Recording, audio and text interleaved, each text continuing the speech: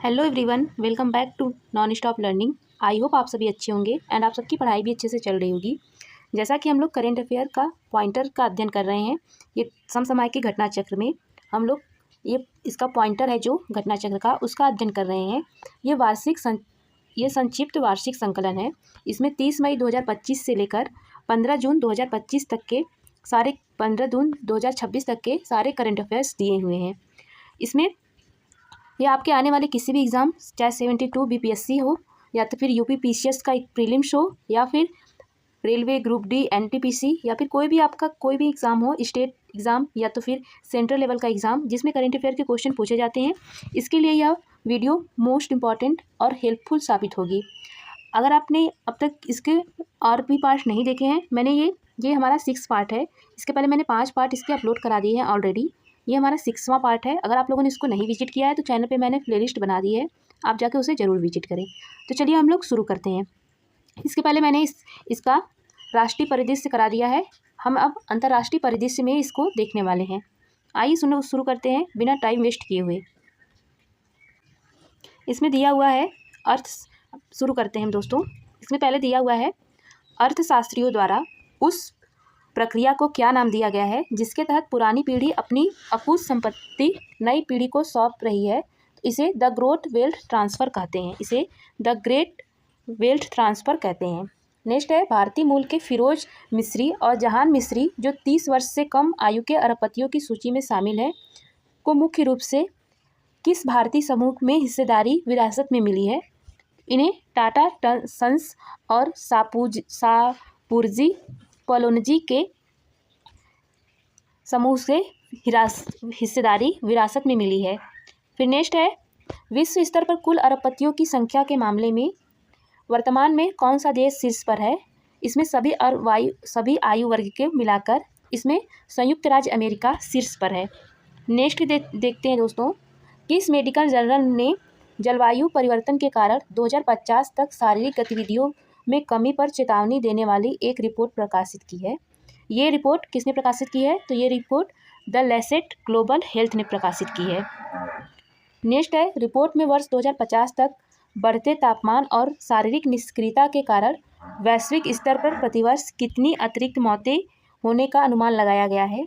तो वैश्विक स्तर पर यह लगभग 4.7 से 7.0 लाख रुपए अतिरिक्त मौतें होने का अनुमान लगाया गया है। नेक्स्ट है शारीरिक निष्क्रियता से किन बीमारियों का खतरा सबसे अधिक है। तो शारीरिक निष्क्रियता से हृदय रोग, टाइप 2 मधुमेह और मोटापा का सबसे अधिक खतरा है। नेक्स्ट है रिपोर्ट के अनुसार 2050 तक शारीरिक निष्क्रियता के कारण भारत में प्रति 1 लाख की आबादी पर कितनी अतिरिक्त मृत्यु होने की आशंका है। तो अतिरिक्त 10.62 अतिरिक्त मृत्यु होने की आशंका है। आगे दिया गया है इजरायली हवाई हमले में मारे गए अली लारिजानी ईरान सरकार के किस प्रमुख पद पर कार्यरत थे। तो ये सुप्रीम नेशनल सिक्योरिटी काउंसिल के पद पर कार्यरत थे। आगे है इजराइल द्वारा ईरान के किस प्रमुख गैस फील्ड पर हमला किया गया। इजराइल द्वारा ईरान के साउथ पार्स गैस फील्ड पर हमला किया गया। आगे है विश्व का सबसे बड़ा प्राकृतिक गैस संघनन क्षेत्र नॉर्थ डोम कहाँ स्थित है।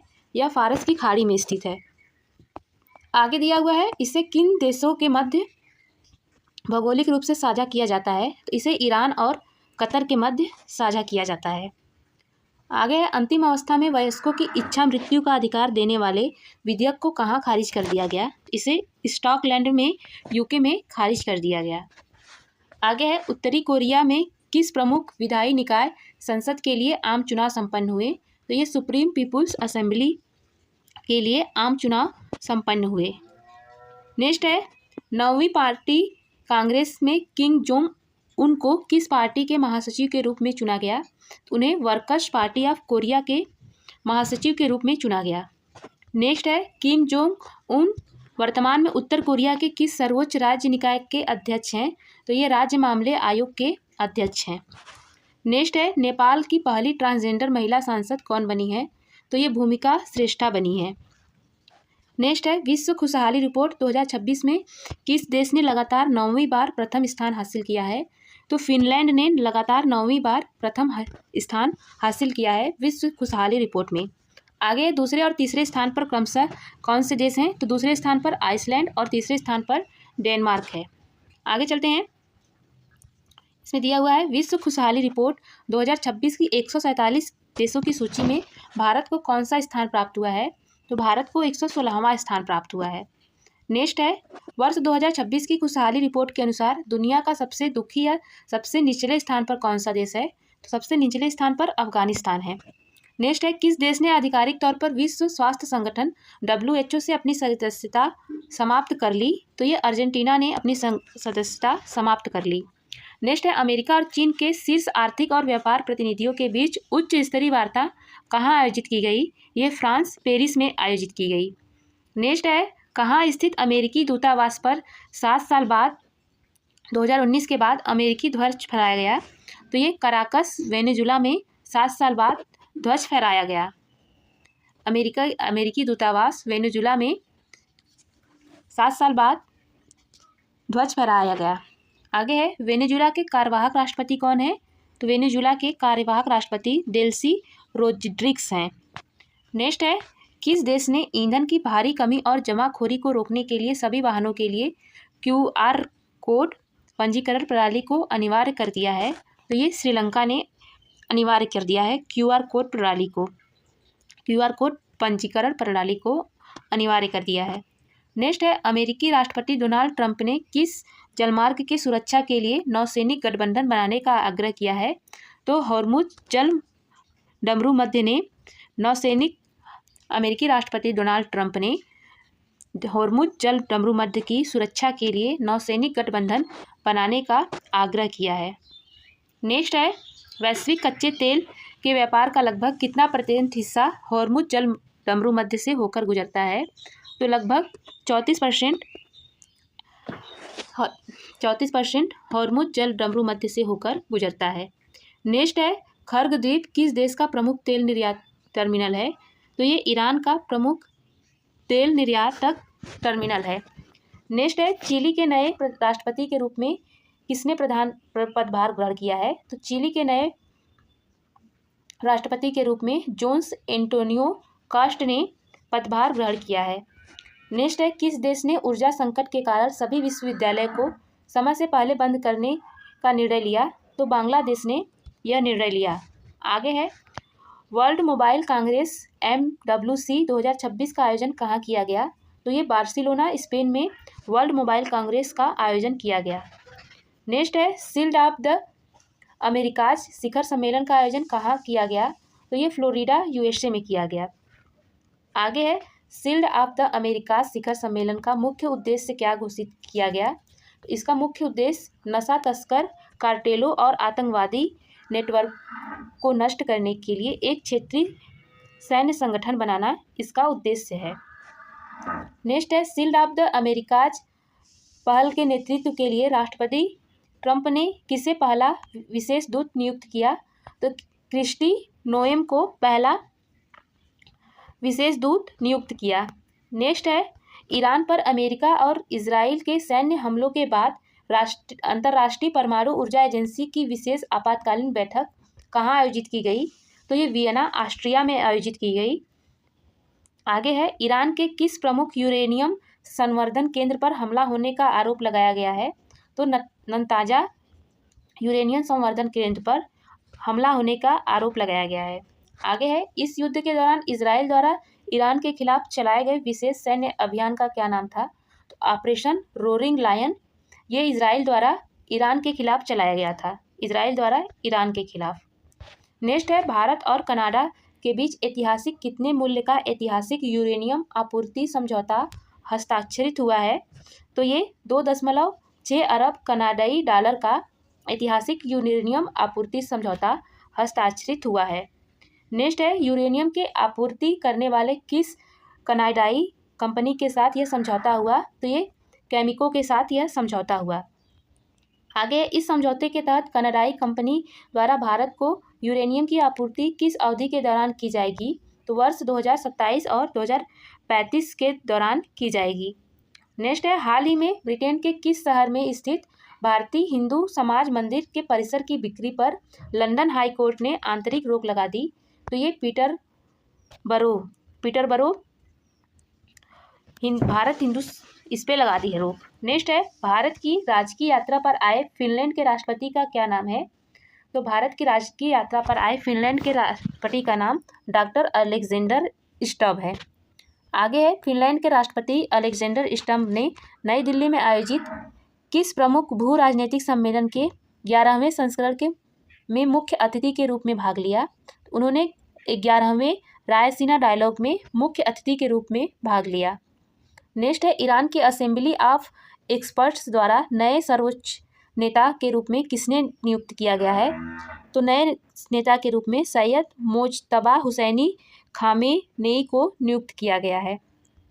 आगे है, मोज्तबा खामेनेई अमेरिकी इजरायली हमले के मारे गए किस पूर्व सर्वोच्च नेता के पुत्र हैं? तो ये अयातुल्लाह अली खामेनेई के पूर्व पुत्र हैं ये पुत्र हैं। आगे है, वर्ल्ड हेल्थ एक्सपो WHX 2024 का आयोजन कहाँ किया गया? ये दुबई UAE में किया गया। नेक्स्ट है, भारत ने किस देश के साथ रक्षा औद्योगिक सहयोग पर संयुक्त घोषणा पत्र हस्ताक्षरित किया है? तो ये यूनान ग्रीस में किया है। नेक्स्ट है, किसने आर्कटिक सेंट्री नामक एक नई multi domain mission equity launch की है? तो ये नाटो ने लॉन्च की है। नेक्स्ट है, इस मिशन के तहत कौन सी प्रमुख एक्सरसाइज को एकीकृत किया गया है? इस मिशन के तहत आर्कटिक इंडोरेंस और कोल्ड रिस्पॉन्स एक्सरसाइज को एकीकृत किया गया है। नेक्स्ट है, बौद्ध भिक्षुओं की वॉक फॉर पीस यात्रा का समापन समारोह कहाँ हुआ है? तो ये वाशिंगटन DC में हुआ है। नेक्स्ट है, क्षारीय जल अपघटन को कानूनी मान्यता देने वाला यूनाइटेड किंगडम का पहला क्षेत्र कौन सा है? तो ये स्कॉटलैंड है। नेक्स्ट है, जल दाह संस्कार की प्रक्रिया में ऊतकों को घुलाने के लिए पानी के साथ किस रसायन का मुख्य रूप से उपयोग किया जाता है? तो मुख्य रूप से पोटेशियम हाइड्रॉक्साइड का उपयोग किया जाता है। जल दाह संस्कार में ऊतकों को घुलाने के लिए पानी के साथ पोटेशियम हाइड्रॉक्साइड का उपयोग किया जाता है। नेक्स्ट है, पारंपरिक अग्निदाह संस्कार की तुलना में एक्वामेशन विधि से कार्बन उत्सर्जन में लगभग कितने % तक की कमी आती है? तो लगभग 75 से 90% कार्बन में कमी आती है। नेक्स्ट है, वर्ल्ड ओबेसिटी एटलस 2026 के अनुसार बच्चों में हाई BMI और मोटापे के मामले में भारत कौन सा स्थान है? तो भारत का स्थान दूसरा है। नेक्स्ट है, वर्ल्ड ओबेसिटी एटलस 2026 रिपोर्ट में बचपन में मोटापे के मामले में कौन सा देश विश्व में शीर्ष पर है? इसमें चीन शीर्ष पर है। नेक्स्ट है, वर्ष 2025 तक के आंकड़ों के अनुसार भारत में 5 से 9 वर्ष की आयु में लगभग कितने बच्चे हाई BMI के साथ जीवन व्यतीत कर रहे हैं? तो लगभग 4.1 करोड़ या 41 मिलियन बच्चे हाई BMI के साथ जीवन यापन कर रहे हैं। नेक्स्ट देखते हैं, वर्ष 2040 तक भारत में कितने बच्चों में पूर्ण रूप से मोटापे का शिकार होने की संभावना है? तो 2 करोड़ 20 मिलियन बच्चों का पूर्ण रूप से मोटापे का शिकार होने की संभावना है। आगे है, वर्ल्ड ओबेसिटी एटलस 2026 के आंकड़े के अनुसार बच्चे में हाई BMI सूची में 3 देश कौन कौन से हैं? इसमें चीन, भारत और अमेरिका देश हैं। नेक्स्ट है, भारत में भयंकर सूखे और खाद्य संकट से निपटने के लिए किस अफ्रीकी देश को भारत ने भयंकर सूखे और खाद्य संकट से निपटने के लिए किस अफ्रीकी देश को 1000 मीट्रिक टन चावल की मानवीय सहायता भेजी है? तो ये मलावी को भेजी है। नेक्स्ट है, पाकिस्तान द्वारा हाल ही में अफगानिस्तान में चलाए जा रहे सैन्य अभियान को आधिकारिक तौर पर क्या नाम दिया गया है? तो इसे ऑपरेशन गजब लिल हक दिया गया है। इसे ऑपरेशन गजब लिल हक नाम दिया गया है। नेक्स्ट है, पाकिस्तानी एयर स्ट्राइक का मुख्य घोषित उद्देश्य किस आतंकी संगठन के ठिकानों को नष्ट करना है? तो इसे तहरीक-ए-तालिबान पाकिस्तान नामक एयर स्ट्राइक को मुख्य रूप से नष्ट करना इसका उद्देश्य है। आगे है, भारत के शीर्ष अधिकारी ने भारत के किस शीर्ष अधिकारी ने भूटान की यात्रा कर वहां की न्यायिक व्यवस्था के डिजिटलीकरण के लिए भारत के समर्थन की पेशकश की है? तो ये भारत के मुख्य न्यायाधीश CGI सूर्यकांत ने की है।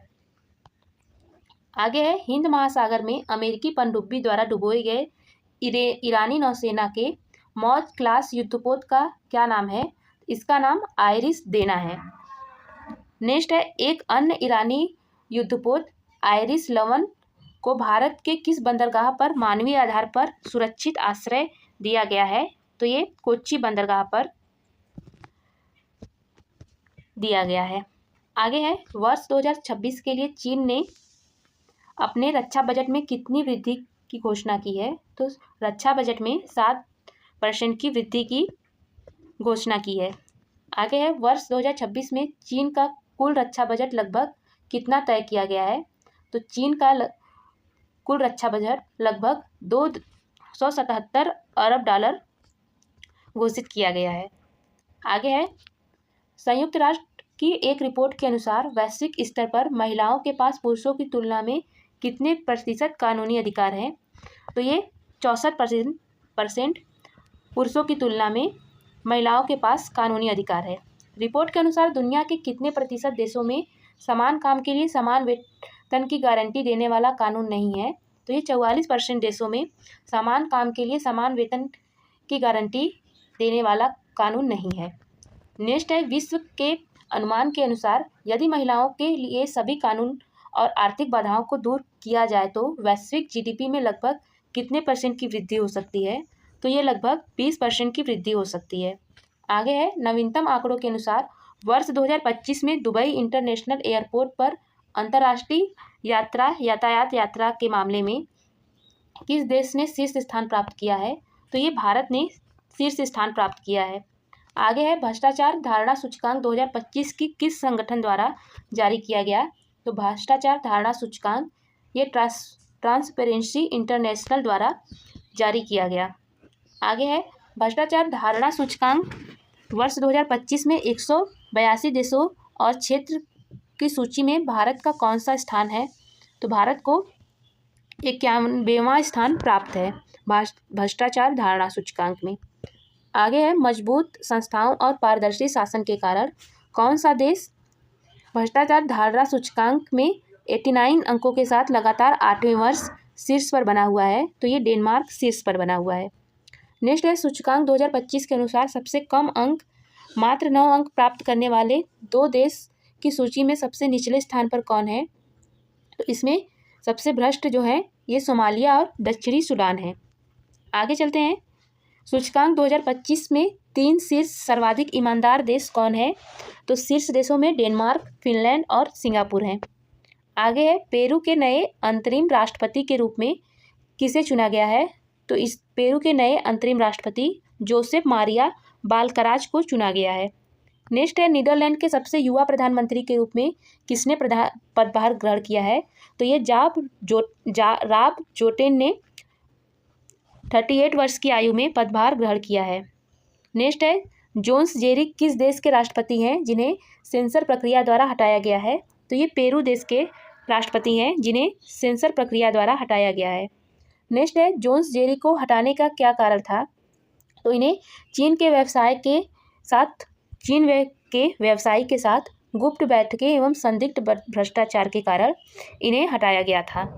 नेक्स्ट है, हाल ही में भारत ने कितने देशों के साथ इंडिया स्टैक साझा करने का समझौता किया है? तो 24 देशों के साथ इंडिया स्टैक साझा करने का समझौता किया गया है। आगे है, इंडिया स्टैक क्या है? तो ये डिजिटल पहचान, भुगतान और डेटा साझाकरण का एक एकीकृत ओपन सोर्स प्लेटफॉर्म है। नेक्स्ट है, सुप्रीम कोर्ट में मिली हार के बाद ट्रंप ने सभी आयात पर स्थायी रूप से कितना वैश्विक टैरिफ लगाया है? तो ये 10% का टैरिफ लगाया है। आगे है, सुप्रीम कोर्ट के फैसले में किस कानून के तहत ट्रंप के टैरिफ को अधिकृत नहीं माना गया?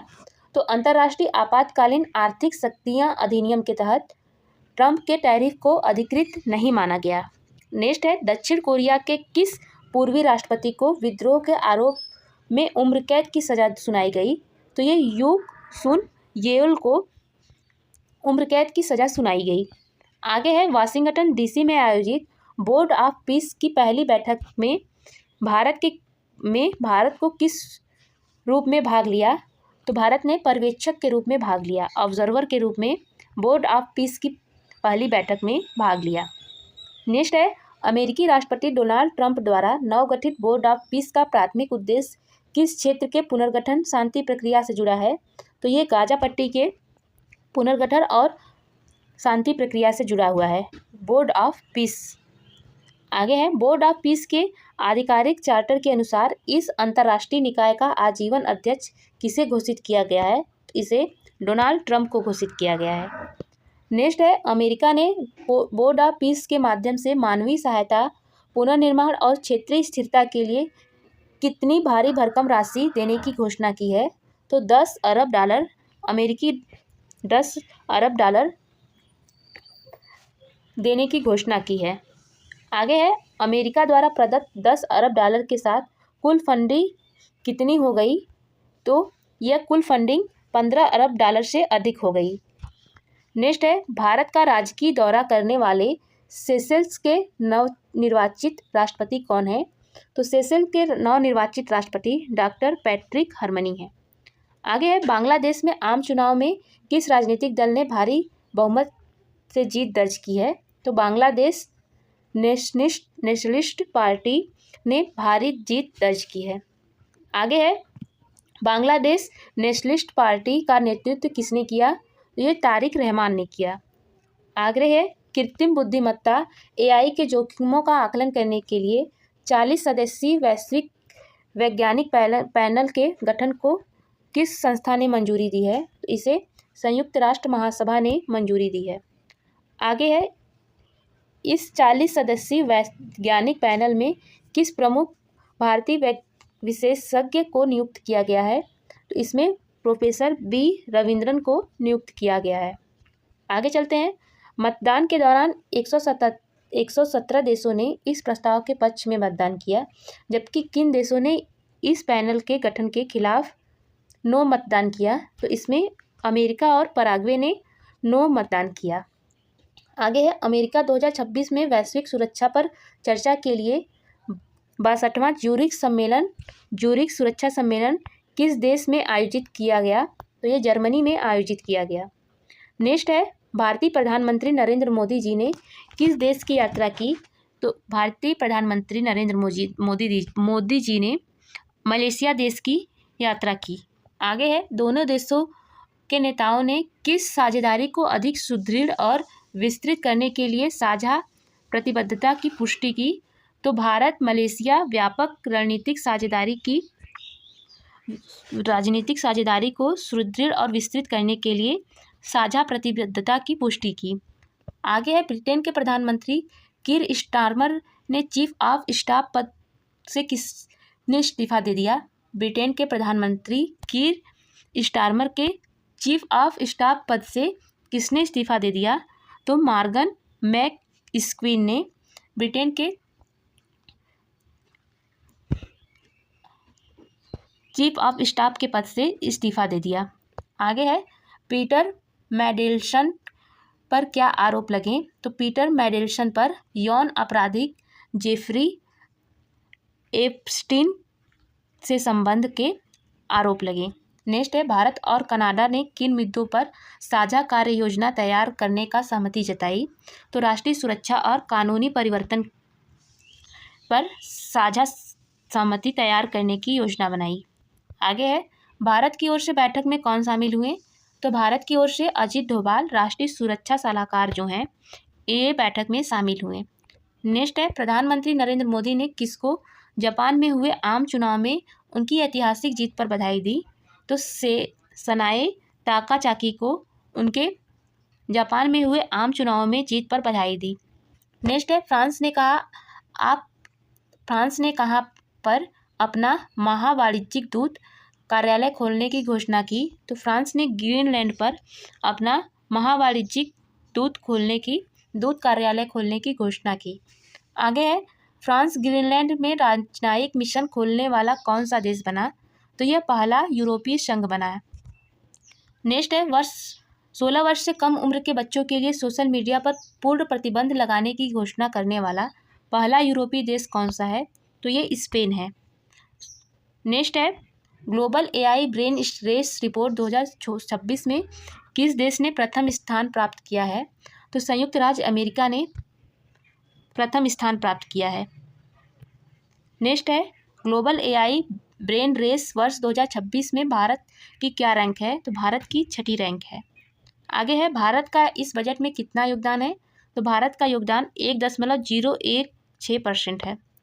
नेक्स्ट है भारत और खाड़ी सहयोग परिषद के बीच मुक्त व्यापार समझौते के संदर्भ में शर्तों पर हस्ताक्षर कहाँ किए गए हैं?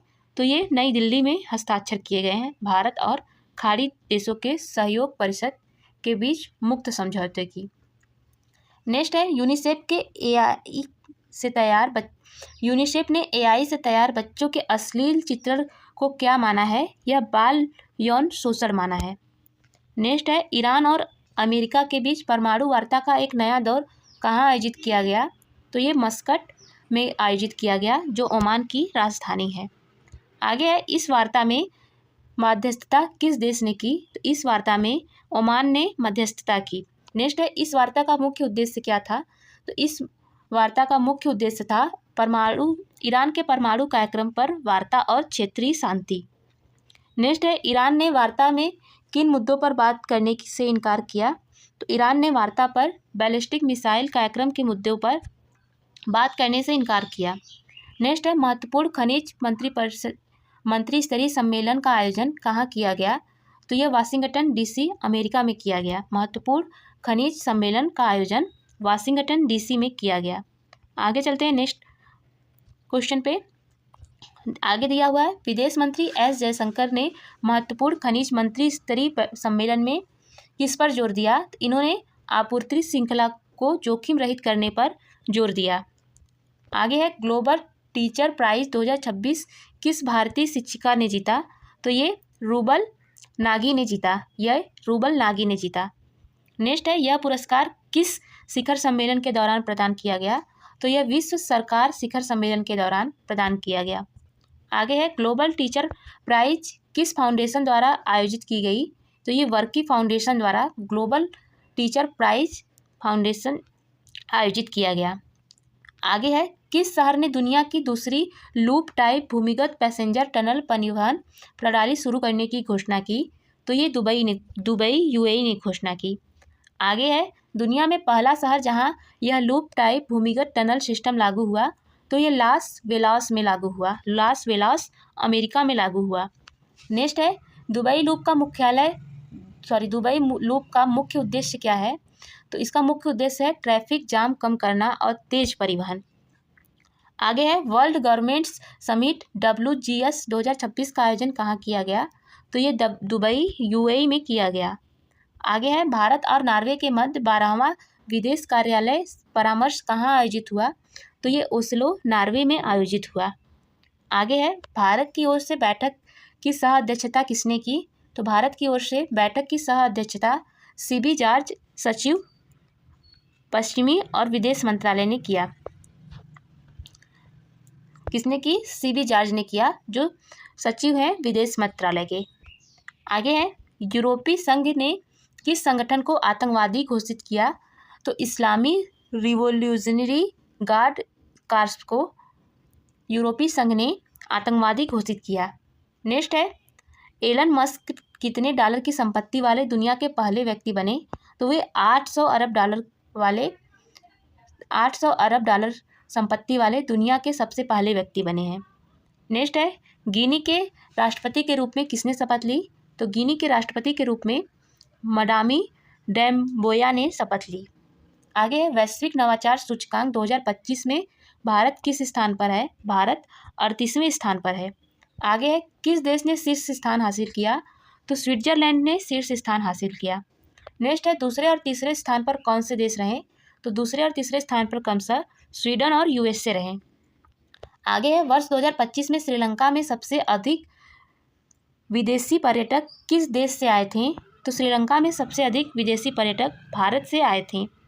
आगे है, वर्ष 2025 में श्रीलंका में कुल कितने विदेशी पर्यटक आए? तो 23.63 लाख 23,63,63,000 विदेशी पर्यटक आए। आगे है, कुल विदेशी पर्यटकों में भारतीयों की संख्या कितनी थी? तो भारतीयों की संख्या 5.3 लाख थी, 5.32 लाख थी। आगे है, वर्ष 2025 में चीन की जनसंख्या में कितनी गिरावट दर्ज की गई? तो चीन की जनसंख्या में 3.39 मिलियन की गिरावट दर्ज की गई। आगे है, चीन की जनसंख्या गिरावट का मुख्य कारण क्या माना जाता है? तो इसका मुख्य कारण एक बच्चा नीति का लंबा प्रभाव होने के कारण चीन की जनसंख्या में गिरावट देखे गए हैं। नेक्स्ट है, जनसंख्या में दीर्घकालिक गिरावट को किस नाम से जाना जाता है? इसे जनसांख्यिकी शीत के नाम से जाना जाता है। जनसंख्या में दीर्घकालिक गिरावट को जनसांख्यिकी शीत के नाम से जाना जाता है। आगे है, चीन ने किस वर्ष एक बच्चा नीति समाप्त कर 2 बच्चा कर दी? तो ये वर्ष 2016 में चीन ने यह नीति समाप्त कर 2 बच्चा नीति कर दी। आगे है, किस वर्ष प्रति दंपत्ति अधिकतम 3 बच्चे की अनुमति दी गई है? तो ये वर्ष 2021 को अधिकतम 3 बच्चे की अनुमति दे दी गई। आगे है, वर्ष 2025 में चीन में जन्म दर घटकर कितनी हो गई?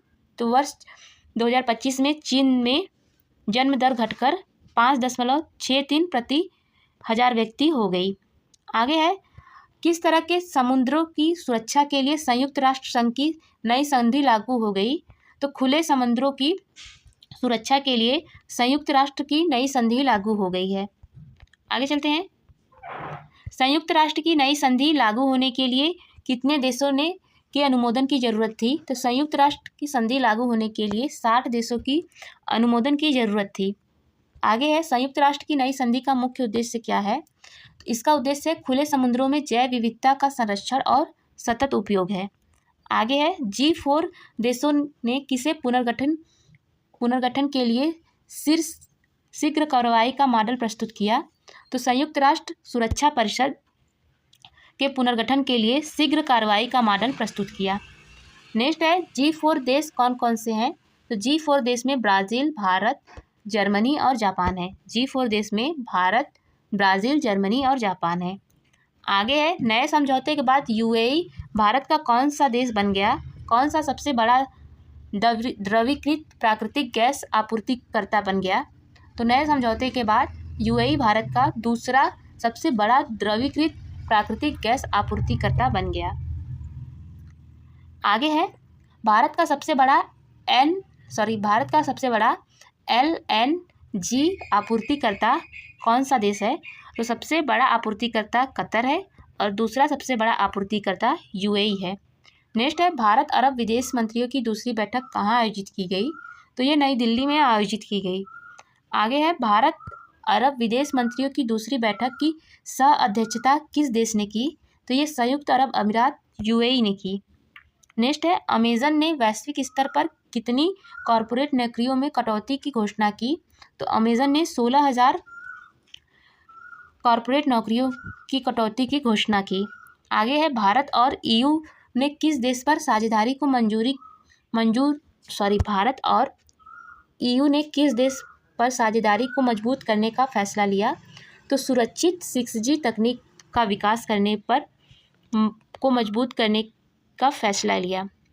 नेक्स्ट है, दक्षिण कोरिया की पूर्व महिला किम कियान ही कितने वर्ष की सज़ा सुनाई गई है? तो दक्षिण कोरिया की पूर्व प्रथम महिला किम यांग क्यो को 4 वर्ष की सज़ा सुनाई गई है। आगे है, पाकिस्तान के लाहौर किले में किस मंदिर का जीर्णोद्धार पूरा किया गया? तो ये लव मंदिर का जीर्णोद्धार पूर्ण कराया गया। जीर्णोद्धार में किस संगठन ने सहयोग किया? आगा खां कल्चर सर्विस पाकिस्तान ने सहयोग दिया। नेक्स्ट है, दुनिया का सबसे बड़ा दस्तावेजीकृत पर्ल स्टार सैफायर का अनावरण किस देश में किया गया? ये श्रीलंका में किया गया। नेक्स्ट है, इस सैफायर का नाम क्या रखा गया? इसका नाम स्टार ऑफ प्योर लैंड रखा गया। नेक्स्ट है श्रीलंका, तो ये star of pure land. Next है श्रीलंका किस प्रकार के रत्नों के लिए प्रसिद्ध है? तो श्रीलंका सैफायर नीलम रत्नों के लिए प्रसिद्ध है। नेक्स्ट है हेमंत सोरेन को किस मंच की वार्षिक बैठक में व्हाइट बैज से सम्मानित किया गया? इन्हें विश्व आर्थिक मंच के व्हाइट बैज से सम्मानित किया गया। नेक्स्ट है यह बैठक कहाँ आयोजित हुई? तो ये बैठक दावोस स्विट्जरलैंड में आयोजित हुई। नेक्स्ट है 9वें अंतर्राष्ट्रीय मसाला सम्मेलन का आयोजन कहाँ किया गया? तो ये कोच्चि केरल में आयोजित किया गया। आगे दुनिया की अब तक की सबसे प्राचीन ज्ञात शैल चित्रकला कहाँ खोजी गई है? ये इंडोनेशिया मुना द्वीप पर खोजी गई है। आगे है एशिया मैन्युफैक्चरिंग इंडेक्स AMI 2026 में भारत का स्थान क्या है? भारत का स्थान 6ठा है। आगे है इस इंडेक्स में पहले स्थान पर कौन सा देश है? इस इंडेक्स में पहले स्थान पर चीन है। नेक्स्ट है चर्च ऑफ इंग्लैंड की पहली महिला बिशप किसे बनाया गया है? इसे लिग्बी लेन को बनाया गया है। नेक्स्ट है किस देश में पहली राष्ट्रीय पैसेंजर ट्रेन सेवा इतिहाद रेल के नाम से शुरू हुई है? तो संयुक्त अरब अमीरात में पहली राष्ट्रीय पैसेंजर ट्रेन सेवा इतिहाद रेल के नाम से शुरू हुई है। आगे किस देश ने हाल ही में 15 साल से कम उम्र के बच्चों के लिए सोशल मीडिया पर प्रतिबंध लगाने वाला विधेयक पारित किया है? तो ये फ्रांस ने पारित किया है। आगे है भारत के साथ किस संघ ने परमाणु ऊर्जा के शांतिपूर्ण उपयोग में सहयोग मजबूत करने पर सहमति जताई है? तो यूरोपीय यूनियन संघ ने भारत के साथ परमाणु ऊर्जा के शांतिपूर्ण उपयोग में सहयोग मजबूत करने पर सहमति जताई है। नेक्स्ट है यह सहमति किस सम्मेलन में हुई? तो यह सहमति 16वें भारतीय यूरोपीय संघ शिखर में हुई। यह 16वें भारत यूरोपीय संघ शिखर सम्मेलन में हुई। नेक्स्ट है gulf food world economy summit 2026 का आयोजन कहाँ किया गया? यह दुबई में किया गया। आगे दिया हुआ है gulf food world economic summit 2026 का आयोजन कहाँ किया गया? ये दुबई में किया गया। नेक्स्ट है गल्फ फूड 2026 में भारत किस पद के लिए चुना गया? तो ये आधिकारिक भागीदार देश के रूप में चुना गया। नेक्स्ट है अमेरिका ने किस संगठन से अलग होने की प्रक्रिया को पूरी की? तो विश्व स्वास्थ्य संगठन से अलग होने की प्रक्रिया पूरी की। नेक्स्ट है WHO से अलग होने के लिए कितनी नोटिस अवधि अनिवार्य है? 1 वर्ष की नोटिस अवधि अनिवार्य है। नेक्स्ट है अमेरिका ने WHO पर मुख्य आरोप क्या लगाया? अमेरिका ने कोविड-19 महामारी में गड़बड़ी और चीन का प्रभाव का आरोप लगाया है। नेक्स्ट है WHO का मुख्यालय कहाँ स्थित है? WHO का मुख्यालय जिनेवा स्विट्जरलैंड में स्थित है। नेक्स्ट है रूस के गाजा पुनर्निर्माण के लिए कितनी राशि देने की पेशकश की है? रूस ने गाजा पुनर्निर्माण के लिए कितनी राशि देने की पेशकश की है? तो $1 अरब देने की पेशकश की है। आगे है पाकिस्तान की नेशनल असेंबली में किसे नेता प्रतिपक्ष नियुक्त किया गया है? तो महमूद खान अचकजई को नेता प्रतिपक्ष नियुक्त किया गया है। आगे है ग्लोबल रिस्क रिपोर्ट 2026 में किस संगठन के द्वारा जारी की गई है? तो ग्लोबल रिस्क रिपोर्ट 2026 विश्व आर्थिक मंच द्वारा जारी की गई है। नेक्स्ट है इस रिपोर्ट के अनुसार वर्ष 2026 में सबसे बड़ा वैश्विक जोखिम क्या है? तो ये भू आर्थिक टकराव वर्ष 2026 का सबसे बड़ा आर्थिक जोखिम है। आगे है इस रिपोर्ट के अनुसार वर्ष 2026 में दूसरा सबसे बड़ा वैश्विक जोखिम कौन सा है? तो ये दूसरा सबसे बड़ा जोखिम है राज्य आधारित सशस्त्र संघर्ष। आगे है भारत के लिए रिपोर्ट में सबसे बड़ा जोखिम क्या बताया गया है? तो भारत के लिए सबसे बड़ा जोखिम साइबर असुरक्षा बताया गया है। आगे है दीर्घकालिक 10 वर्ष जोखिमों में सबसे बड़ा क्या है? तो सबसे बड़ा है चरम मौसमी घटनाएं। नेक्स्ट है यमन का नया प्रधानमंत्री किसे नियुक्त किया गया है? तो यमन का नया प्रधानमंत्री सया मोहसिन अल जिलानी को नियुक्त किया गया है। नेक्स्ट है भारत किस गठबंधन में औपचारिक रूप से शामिल हुआ? तो भारत पैक्स सिलिका गठबंधन में औपचारिक रूप से शामिल हुआ। नेक्स्ट है पैक्स सिलिका पहल का मुख्य उद्देश्य क्या है? इसका मुख्य उद्देश्य है महत्वपूर्ण खनिज और AI आपूर्ति श्रृंखला को सुरक्षित करना। नेक्स्ट है पैक्स सिलिका पहल का नेतृत्व किस देश द्वारा किया गया? यह अमेरिका द्वारा किया गया। आगे है अंतर्राष्ट्रीय नवीनीकरण ऊर्जा एजेंसी की 16वीं सभा का आयोजन कहाँ किया गया? यह अबू धाबी में किया गया। नेक्स्ट है नवीकरणीय ऊर्जा और रोजगार वार्षिक समीक्षा 2025 नामक रिपोर्ट का इरानिया ने किस संस्था की सहायता से प्रकाशित किया? तो ये अंतर्राष्ट्रीय श्रम संगठन की सहायता से प्रस्तुत किया। नेक्स्ट है इस रिपोर्ट के अनुसार वर्ष 2024 में नवीकरणीय ऊर्जा के क्षेत्र में वैश्विक स्तर पर कितने रोजगार थे? तो लगभग 16.6 मिलियन रोजगार थे। आगे है वर्ष 2024 में नवीकरणीय ऊर्जा के क्षेत्र के अंतर्गत भारत में कितने रोजगार थे? तो ये भारत में 1.3 मिलियन रोजगार थे। आगे है रिपोर्ट के अनुसार वर्ष 2024 के अंत तक नए सौर संयंत्रों की स्थापना के मामले में विश्व में भारत किस स्थान पर है? भारत तीसरे स्थान पर है। नेक्स्ट है G7 वित्त मंत्रियों की बैठक का आयोजन कहाँ किया गया? ये वाशिंगटन DC में किया गया। आगे है स्टील फैब का आयोजन कहाँ किया गया? स्टील फैब का आयोजन शारजाह UAE में किया गया। नेक्स्ट है एक अध्ययन के अनुसार वर्तमान जर्मनी में वेतन और नवाचार के अंतरों का मुख्य कारण क्या है? तो वर्तमान जर्मनी में वेतन और नवाचार के अंतरों का मुख्य कारण 19वीं सदी में भाप इंजन है। आगे है ब्रिक्स 2026 की अध्यक्षता का लोगो, थीम और वेबसाइट का अनावरण किसने किया? तो ये विदेश मंत्री S जयशंकर ने किया।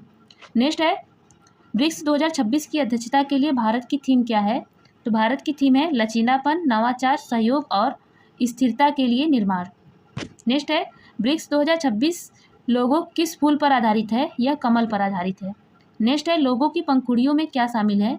तो लोगों की पंखुड़ियों में सदस्य देश के रंग शामिल है। आगे है नई दिल्ली स्थित अफगान दूतावास का कार्यभार किसने संभाला? तो ये मुफ्ती नूर अहमद नूर ने संभाला। नेक्स्ट है किस इंस्टीट्यूट ने कहा कि पुरस्कार को रद्द, साझा या हस्तांतरित नहीं किया जा सकता? ये नॉर्वेजियन नोबेल इंस्टीट्यूट ने कहा। आगे है मारिया कोरेना मचाडो ने प्रतीकात्मक रूप से नोबेल शांति पुरस्कार ट्रंप को क्यों दिया? इन्होंने वेनेजुला की स्वतंत्रता के लिए उनकी प्रतिबद्धता के सम्मान में यह प्रतीकात्मक रूप से शांति नोबेल पुरस्कार पदक ट्रंप को दिया। आगे है वेनेजुला में अमेरिकी सैन्य अभियान के दौरान हुई हत्या के बाद कितने दिनों के राष्ट्रीय शोक की घोषणा की गई? 7 दिन की राष्ट्रीय शोक की घोषणा की गई। आगे है राष्ट्रपति ट्रंप ने वेनेजुला से कितनी मात्रा में तेल हस्तांतरित की घोषणा की? तो ये 30 से 50 मिलियन बैरल की हस्तांतरण की घोषणा की। आगे है विश्व का सबसे बड़ा तेल भंडार किस देश में है? तो ये वेनेजुला में है। आगे है अमेरिका में कितने अंतर्राष्ट्रीय संगठनों, तो 66 हो जाएगा। आगे है अमेरिका ने किस भारत फ्रांस सह नेतृत्व वाले संगठन की निकासी की? तो ये अंतर्राष्ट्रीय सौर गठबंधन की। नेक्स्ट है ट्रंप ने इन संगठनों को किस आधार पर विरुद्ध बताया? तो ये अमेरिकी हितों, सुरक्षा, आर्थिक समृद्धि या संप्रभुता की वृद्धि के विरुद्ध बताया। नेक्स्ट है संयुक्त राष्ट्र ने वर्ष 2026 को किस के लिए अंतर्राष्ट्रीय वर्ष घोषित किया? तो ये चारागाहों और पशुपालन के लिए घोषित किया। नेक्स्ट है संयुक्त राष्ट्र सुरक्षा परिषद के लिए कितने अस्थायी सदस्यों का चुनाव किया? तो 5 देश ने, बहरीन, कोलंबिया। आगे है संयुक्त राष्ट्र सुरक्षा परिषद UNSC के नए अस्थायी सदस्यों का कार्यकाल कितने वर्ष का है? तो ये 2 वर्ष का है। नेक्स्ट है डेनमार्क के प्रधानमंत्री का क्या नाम है जिन्होंने ट्रंप के ग्रीनलैंड दावे को खारिज किया? तो ये मेटे फ्रेडरिक्सन है। आगे है ग्रीनलैंड किस देश का सेमी ऑटोनॉमस क्षेत्र है? ये डेनमार्क का सेमी ऑटोनॉमस क्षेत्र है। नेक्स्ट है अमेरिकी हमले में वेनेजुला के राष्ट्रपति निकोलस मादुरो को कहाँ से गिरफ्तार किया गया? ये कराकस से गिरफ्तार किया गया उन्हें। नेक्स्ट है निकोलस मादुरो की गिरफ्तारी के बाद उन्हें कहाँ ले जाया गया? उन्हें न्यूयॉर्क ले जाया गया। नेक्स्ट है निकोलस मादुरो पर अमेरिका के मुख्य रूप से कौन से आरोप लगाए गए हैं? इन पर नार्को टेररिज्म, ड्रग्स तस्करी और हथियारों से जुड़े आरोप लगाए गए हैं। आगे है सऊदी अरब समर्थित या यमनी सरकारी बलों ने यमन के किस शहर पर फिर से नियंत्रण हासिल किया? तो ये मुकल्ला शहर पर।